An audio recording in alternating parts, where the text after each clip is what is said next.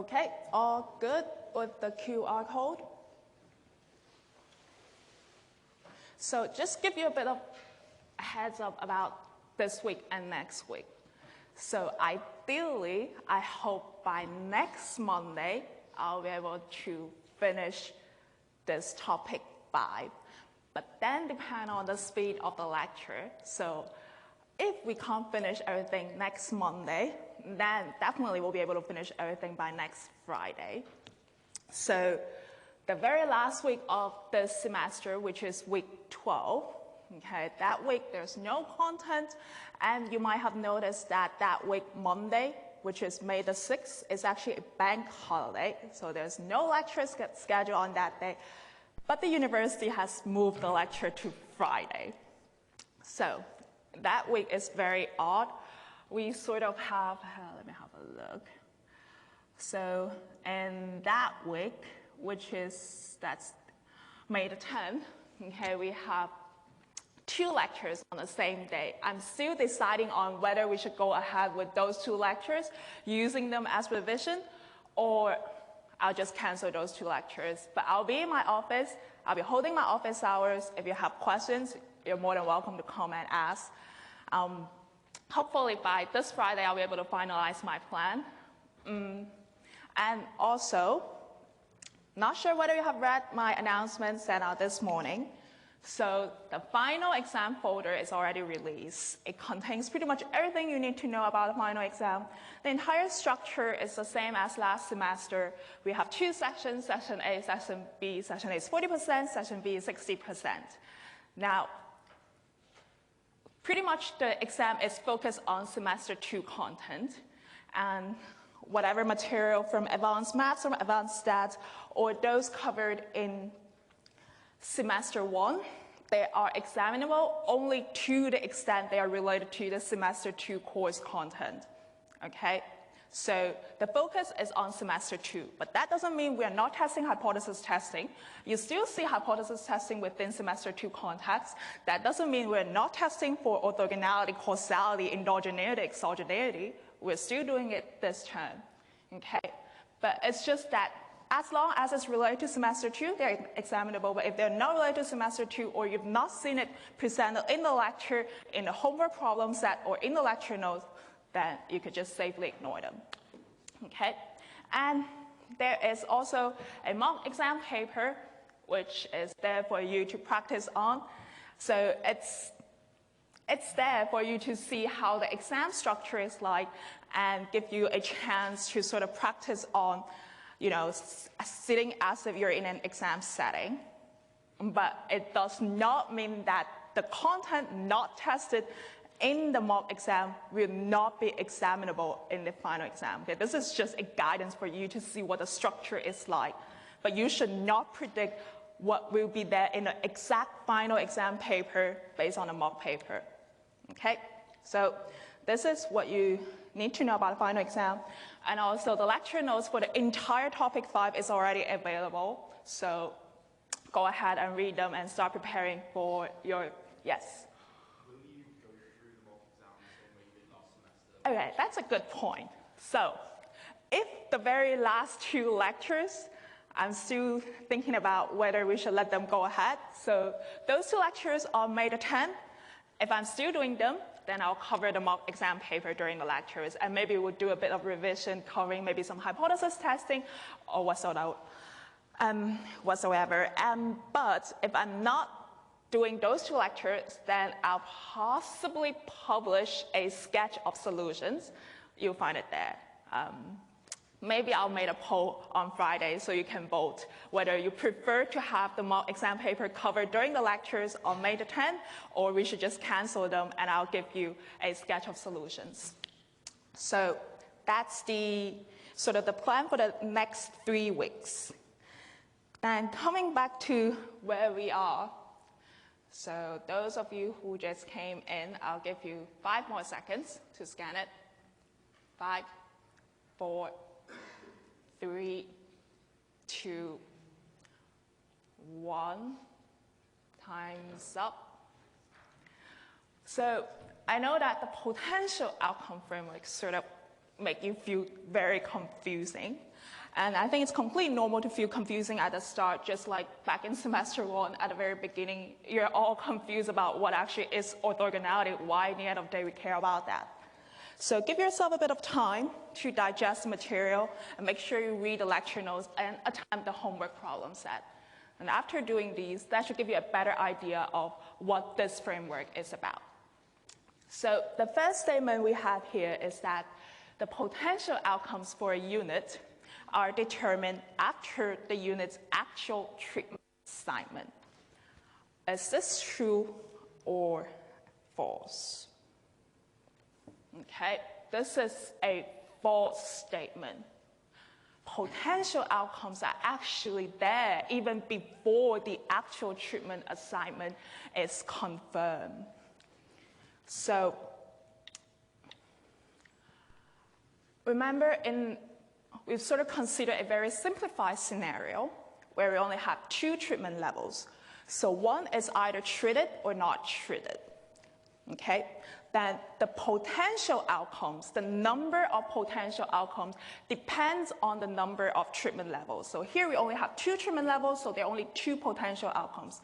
In the scenario where we might have 4 or 10 treatment levels, then there will be 4 or 10 potential outcomes.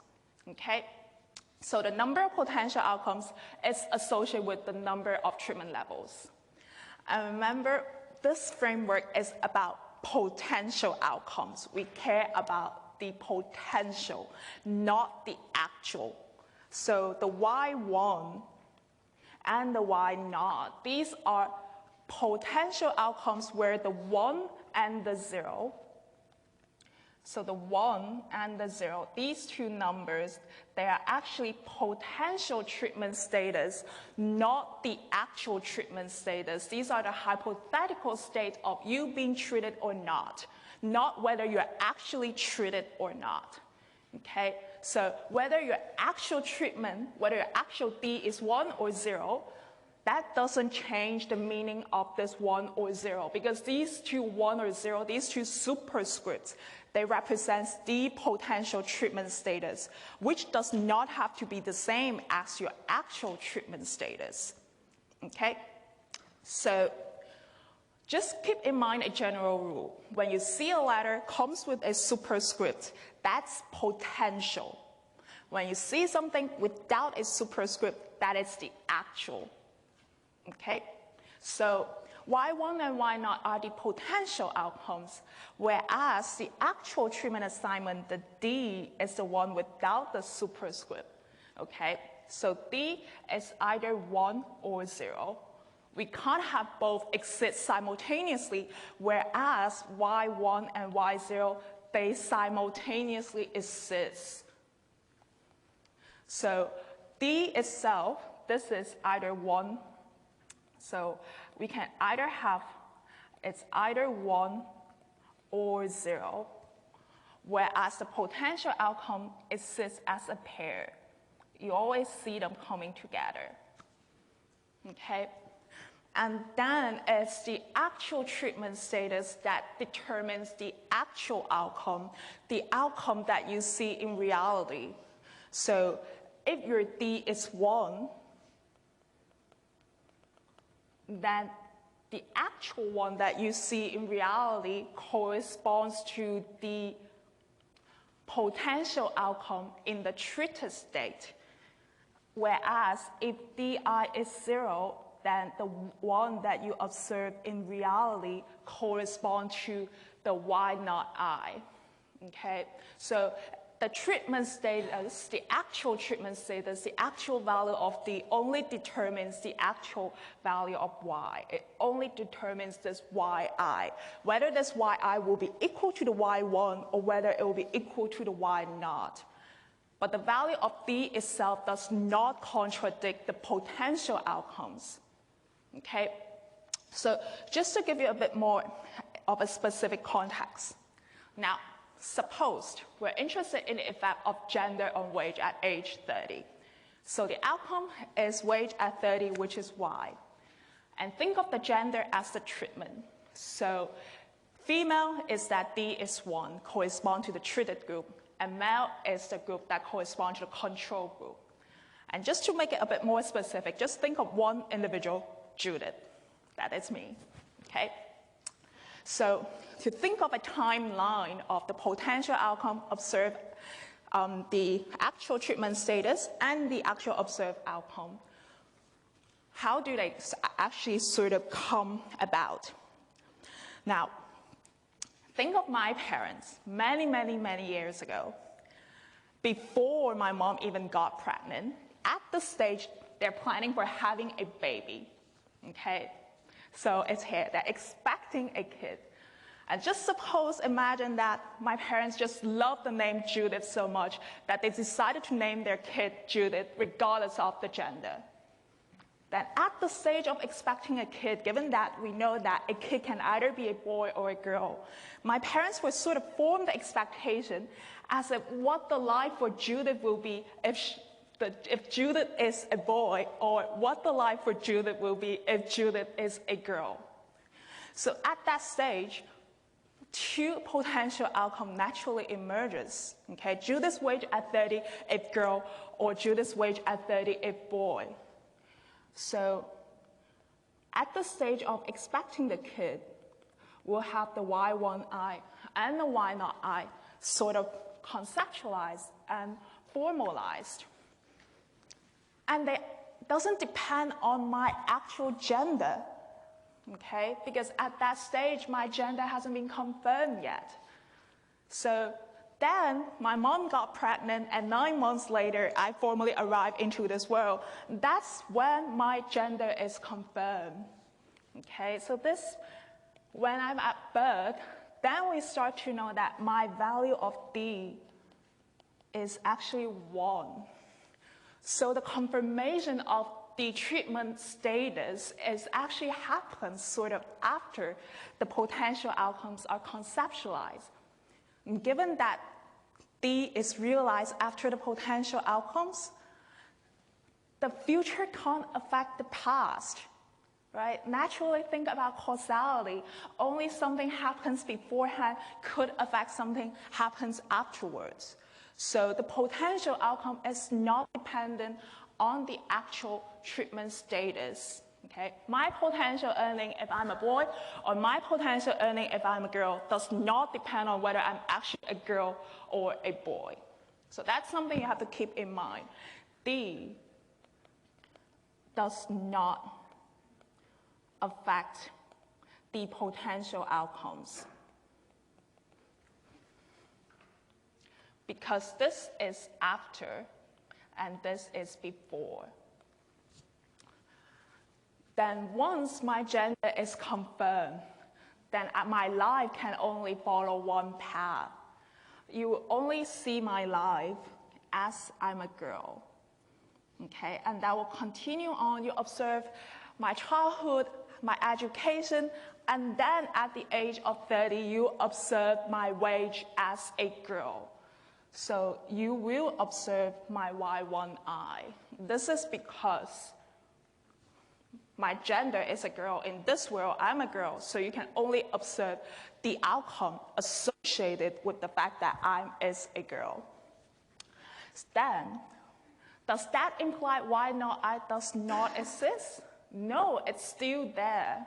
Imagine there is a parallel universe where everything else is the same, and the only thing that changed is my gender. So this universe is still there, but it's just not realized in this world. We cannot observe it in reality, but it doesn't mean that it does not exist. Okay? So what you observe at my age 30 is the Y1I. Okay? So this is the timeline. The potential outcomes happens first, and then your treatment status is confirmed. It's the actual outcome that depends on the actual treatment status. But the potential outcomes does not depend on the actual treatment status. So you have to be careful with this conceptual difference. Okay? So what we have here on Padlet is a false statement. Now, the next one. The actual treatment assignment has no influence on the existence of potential outcomes, but it does determine which outcome is observed. I pretty much explained this already. Okay? This is a true statement. It does not affect potential, okay? Just keep in mind the rule. Actual does not affect potential. Actual only affects actual. Now, the next one. Potential outcomes are considered when making predictions about the effects of treatments or interventions, even if some of these outcomes are never observed. Is this correct or wrong? Okay, this is correct. Remember how the treatment effect is defined within the potential outcome framework. It's about comparing the two potential outcomes. And that's where it sort of brings in a trouble. So if we want to know the effect of gender on my wage at age 30, and this is the tau I. And specifically here we're interested in the ATT because we are interested in the effect of gender on me, given that I'm a girl. I'm in the treatment group. Okay? Now, we do observe my wage as a girl. This is the observed outcome. But my wage as a boy is not observed. It's the counterfactual. Okay? The name counterfactual means that it's counterfact. It's the opposite of the fact. So this is the problem here. To identify the treatment effect, we have to find a way to recover something that's not observed. Okay? Without making use of additional information or assumption, there's no way we can re-identify the treatment effect. Now, suppose at best, okay, in order to re-identify something, we need something that's observable. So we can't observe my wage as a boy because I'm a girl, but we do observe the wage of a boy at age 30. Let's suppose this is David. So we observe David's wage at 30, a boy, and this is the actual observed outcome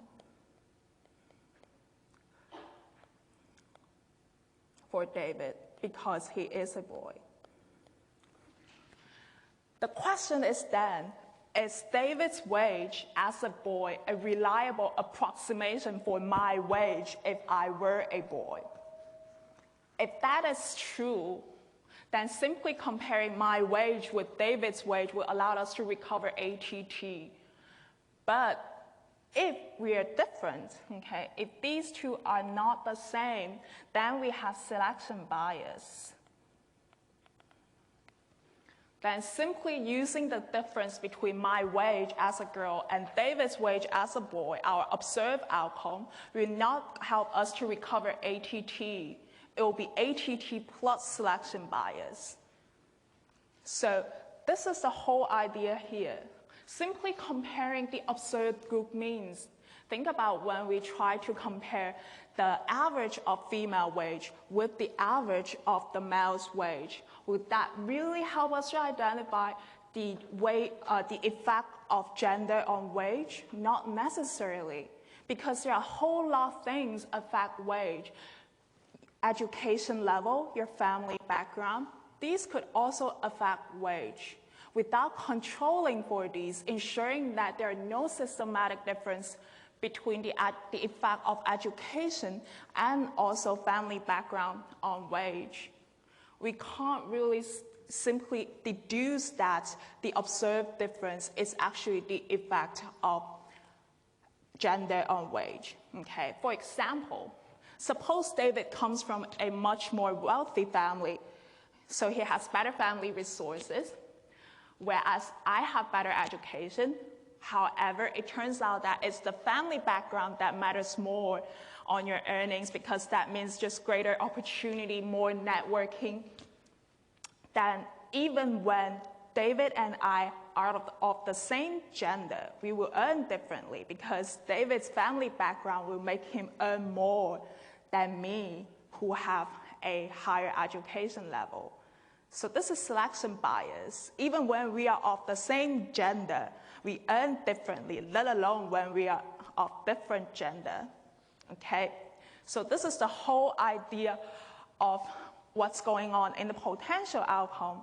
It's about ensuring that in the same state, okay, when we are of the same gender boy, our potential outcome in that state are the same. If that's the same, then only flipping my gender make me change from a boy to a girl. That's the only difference, okay? And then by comparing that outcome with David's outcome at the control group, which is when he actually is a boy, will allow us to deduce the ATT. Okay? So hopefully using this example will give you a better understanding of what potential outcome is, what the treatment effect is. So this is a correct statement. Now, the last one. If baseline characteristics are identically distributed across treatment and control groups, there will be no selection bias or selection on returns. Is this correct or false? This is correct. Okay? This is that whole idea behind here. Imagine if the baseline characteristics, so if David has the same education level, and we also have the same sort of family background, and assuming that these two are the only factors apart from gender that affects wage, then given that these are the same, then David's wage as a boy should be the same as Judith's wage as a boy. Because our characteristics are the same, then there is no selection bias.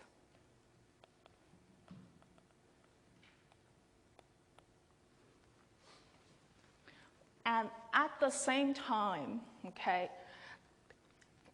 having the same education level and the same family background means David's wage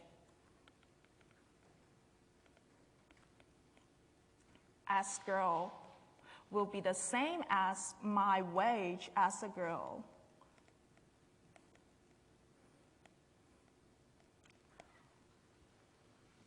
So regardless of our gender, we'll always earn the same. And given that he is in the control group and I'm in the treatment group, then this will ensure ATT is the same as ATC, where the ATE is the average of the ATT and ATC. ATE has to be the same as the two. Think about it, okay? The average grade of boys and girls in our class, let's suppose one is 85 and one is 90, then the overall average will always lie within the 85 and 90 range. And as long as there is one boy and there is one girl, the average will strictly lie between 85 and 90, okay? So it will not equal to the average of boys or the average of girls in this case. When will they be the same? When the average of boys and the average of girls will be the same, then the overall average will be the same as these two. So when ATT is the same as ATC, ATE, the overall average treatment effect in the population will be the same as these two.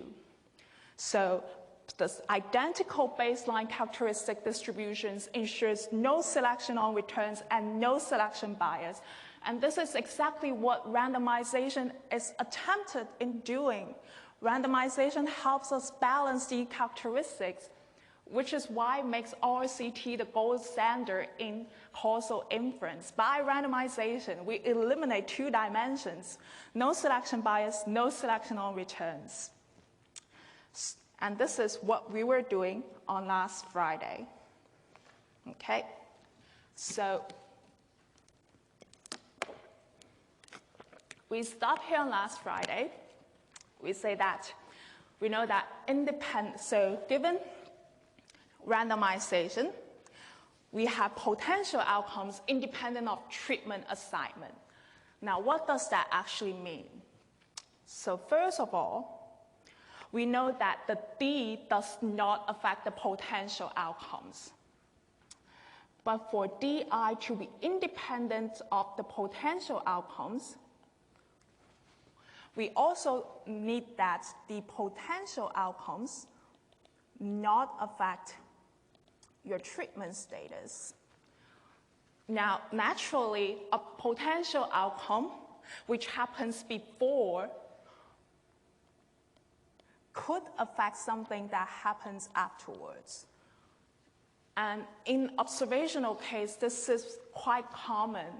Imagine in developing countries, like in very extreme cases, during the pregnancy, the parents might expect the future earnings of a boy or a girl, and in a very extreme case, they might decide to do some selective abortion if they know that the forthcoming kid is a girl. So your potential outcome could actually affect your treatment status, the actual treatment status, but your actual treatment status will never affect the potential outcome. And randomization ensures that the potential outcome does not affect the actual treatment status. Whether you have better or worse potential outcome should not affect whether you'll be assigning into the treatment or the control group. Okay? So this is the implication of random assignment. So it ensures independence.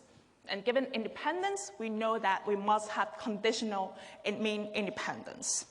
Therefore, the mathematical implication of random assignment is that our observed difference between groups is the same as ATT, the average treatment effect in the treated population, which is the same as the average treatment effect in the entire population. Okay? So this is where we were. Now, given we know this, how can we actually estimate the treatment effect? Because in reality, we never know the population. We don't know the expectation. We only know sample means. So suppose we have an RCT, which constitute n individuals, and there are n1 of them treated and n0 of them untreated, which is simply the difference between n and n1. Then basically estimating ATE, which is just the same as estimating the observed difference between groups. You compute the sample average for the treated, you compute the sample average for the untreated. Then the estimated ATE would simply be the difference between these two. And given this, we can actually do hypothesis testing whether the treatment effect is actually different from zero, whether there's actually an effect. So typically in this scenario, we'll be interested in a two-sided hypothesis because we're interested in whether there is an effect or not. Unless in some specific setting, we might be interested in whether we have a positive effect or a negative effect. Then given this is essentially a t-test. A t-test about comparing means from two groups. This is something covered in advanced stats. Okay? You're comparing the mean of the treated and untreated population, whether that difference is zero or different from zero. Then the t-statistic, okay, which is the estimated ATE over the standard error, takes the exact same form as the t-statistic for testing difference in means. Okay, so the standard error takes the form of the square root of the sum of the two standard errors for the sample means. You have this expression here because the treatment group and the control group are independent. Okay, so make sure you have a look on the formulation of the t-statistic, and if you're not happy with this, you should go back and check your advanced stat material. Okay, and if we reject the null hypothesis at 5%, which means our t-statistic is greater than 1.96 in absolute value, then we have statistically significant effect, okay? And given that we have standard errors, we have an estimate, we can also compute the confidence interval. So 95% confidence interval is simply you use the ATE, the critical value, and the standard error. And that will tell you if we do repeat sampling, okay, then 95% of the computed confidence intervals should contain the true value. So these are what we could do in the RCTs.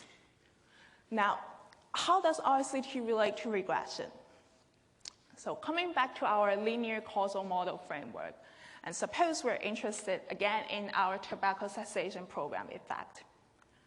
So previously we've seen that if individuals self-select into the program, then typically those who participate in the program are more determined.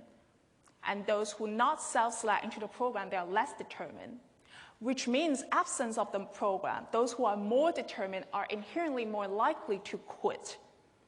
Therefore, we have a selection bias problem there.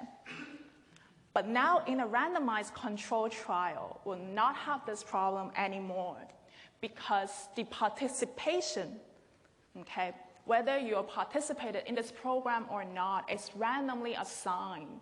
It's assigned independently of any characteristic. So it's assigned independently of your determinants. And that makes determinants balance in the treatment and control group. So those who are in the treated group, on average, are sort of have the same level of determinants as those in the control group.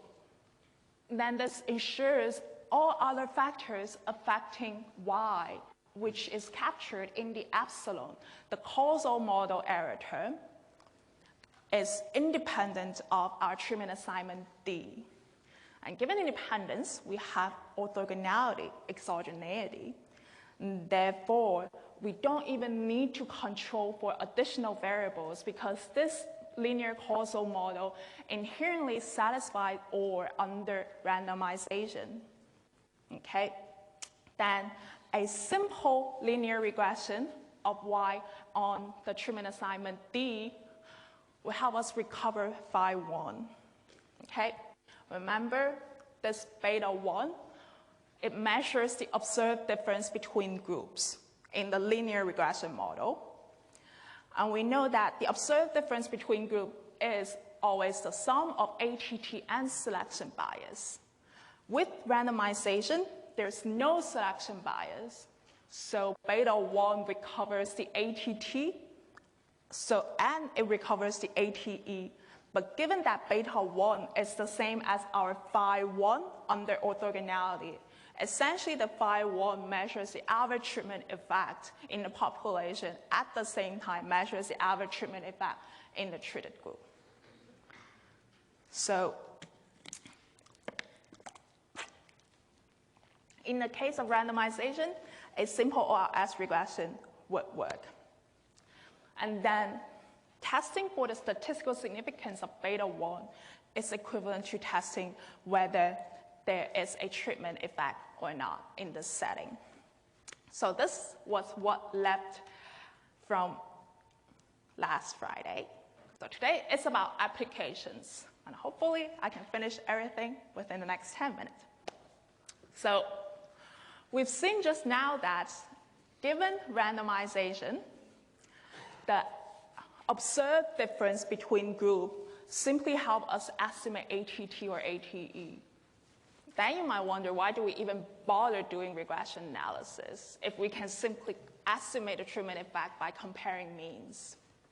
Now, regressions still remain useful for different reasons. First of all, in this scenario, we consider binary outcomes. But what if the outcomes are, we only consider binary treatments, but what if the treatment is not binary? What if there are multiple levels of treatment? Then in that case, regression will be useful. And also be useful to help us obtain more precise estimates by including more controls. And on top of that, it helps us to assess whether we do have randomization or not by doing something called balance test.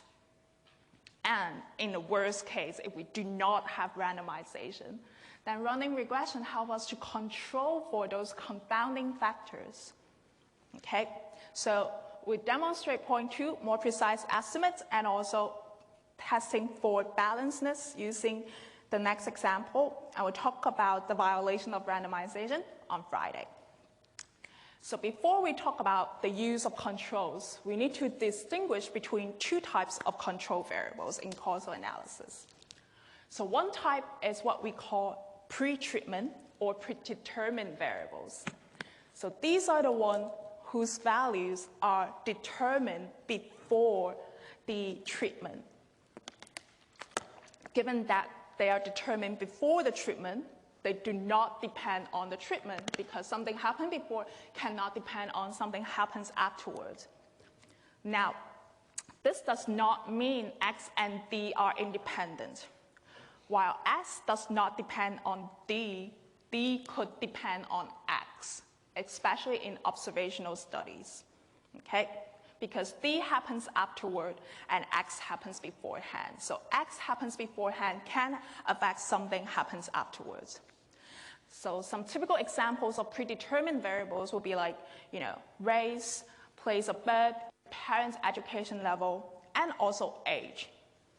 Now, age, it does change over time, but it changes in a deterministical way. You know what your age will be next year in 10 years. Okay, so this is still predetermined. Then the next type of control variables are what we call intermediate outcomes. So these are variables that occurred after the treatment, and also they are influenced by the treatment. Now, one thing you have to be careful here is that we would typically treat all post-treatment variables as intermediate outcomes, because it's very hard to verify whether certain post-treatment outcome variables are not affected by the treatment, given that they happen after the treatment. So one would typically treat all post-treatment variables as intermediate outcome. And the bottom line here is one should never use post-treatment variables as controls. Doing so will reintroduce the selection bias problem even if you have randomization. So we typically call intermediate outcome variables or post-treatment outcome variables bad controls. They're bad because they reintroduce the selection bias problem that at the beginning we wanted to eliminate. So the example we have here is related to our familiar context, class size and test scores. So we want to know how does class size affect the test score. So in observational settings, like the one that we've seen in semester 1 using the California school data, so class size are typically dependent on the school, the teacher, and the student characteristics. So student from a better family background, they might attend better schools where those schools inherently have smaller classes. And there are some of these factors affecting the class size, okay? They might be observable, but some of them, they are not observable, so less controllable. Which is why making estimating class size effect on test score hard in semester 1, that we need to think about using instrumental variables, blah, blah, blah. Now, in this project STAR, so the STAR stands for the Student-Teacher Achievement Ratio. This is a large-scale experiment, and it was run in a US state from 1985 to 1990. So what this project did was that during 1985 to 1986, the kindergarten kids are randomly assigned to two types of classes. So a regular one, which is the control group, and a small one, which is our treatment group. So here in this study, the unit is the student. The I is a student, whereas previously in a California school data set, the unit was actually a district. Okay, so that's the difference here. So DI is 1 if the student is in a small class and 0 if in a regular class. And we also have that teachers were randomly assigned to class. And the outcome variable that we're interested in is the end of year test score. So here we'll focus on the kindergarten result although the study continued for 3 years. So, given the data set, we can compute the average test score, the average end of test score, average end of year test score for those in a regular class, which is roughly 917. And for those in a small class, which is our treatment group, the average is roughly 932. Then simply comparing the difference between them, we get an estimate for the ATE, which is 14. And we can also run a two-sample t-test, and we can see that the test statistic is 5.74, which is large enough for us to conclude that the treatment effect is statistically significant at any conventional significance level. And we can also compute the 95% confidence interval. And we would expect using regression analysis to give us the same result. Okay, remember, the causal model that we need to estimate is regressing the end of year test score on the treatment assignment D, so the class size. And given that we have randomization, OR holds, so the ORS consistently estimates the treatment effect of interest, the phi 1. And we can see that the estimated coefficient, 14.11, is the same as that derived using the simple comparison between means. Okay? So we can see that in the simplest setup, they give us identical results. Now, the benefit of using regression is that it allows us to include control variables to enhance our estimate, to make it more precise. So the consideration here is not related to consistency. We don't need these control variables for consistency because even exclude them, we do have consistency. But they improve precision. Why? So recall from topic 2. Given a multiple linear regression and assuming conditional homostaticity, the standard error of beta hat 1 will depend on the numerator, the SU hat, and in the denominator, we have the estimated standard error of the tutor x1.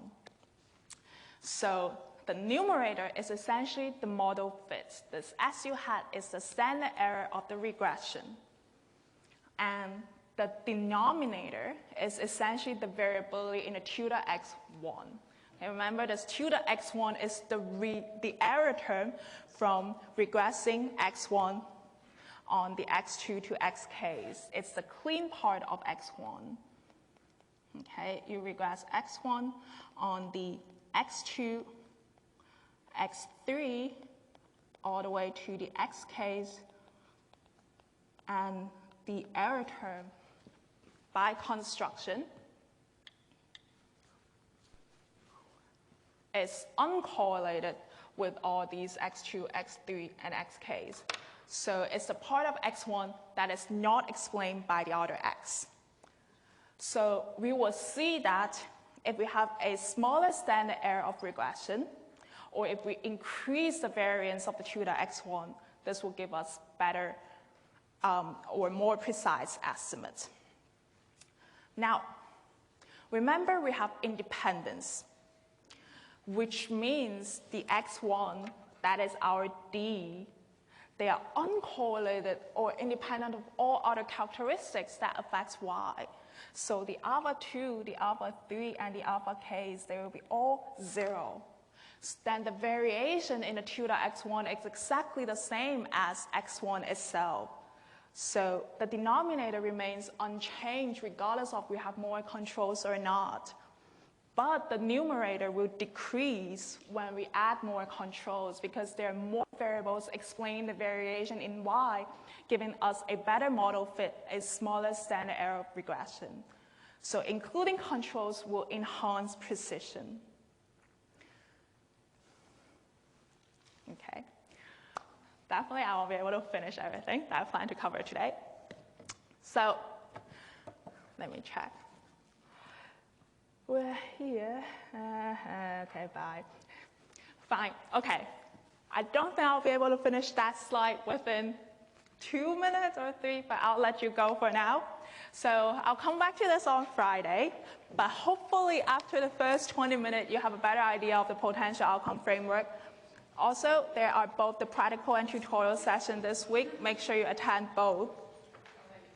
And you should check the midterm results, which was released on last Friday. So have a good week. I'll see you on Friday.